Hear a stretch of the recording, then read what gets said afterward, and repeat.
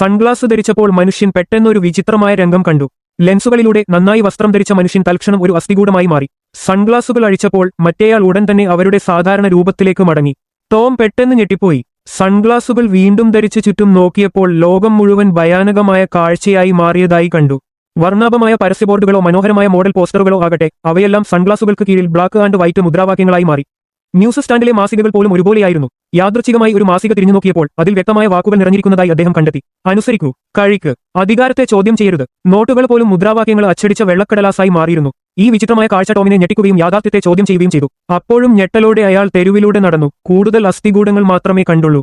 എല്ലാവരും രൂപാന്തരപ്പെടുന്നില്ല എന്നതാണ് അയാളെ അമ്പരപ്പിച്ചത്. നന്നായി വസ്ത്രം ധരിച്ച ഉയർന്ന വർഗ്ഗ വരേണ്യവർഗത്തിന്റെ ഇടയിൽ അവർ എല്ലായ്പ്പോഴും പ്രത്യക്ഷപ്പെട്ടു. പ്രസിഡന്റും ഒരു അസ്ഥികൂടമാണെന്ന് ടോം ടിവിയിൽ കണ്ടപ്പോഴാണ് രാജ്യം ഭരിക്കുന്നവർ മുമ്പത്തെപ്പോലെ മനുഷ്യരല്ലെന്ന് അദ്ദേഹം ഒടുവിൽ തിരിച്ചറിഞ്ഞത്. തന്റെ ഇപ്പോഴത്തെ ദരിദ്ര ജീവിതം ഈ അസ്ഥികൂടങ്ങൾ മൂലമാണെന്ന് ടോം വിശ്വസിച്ചു.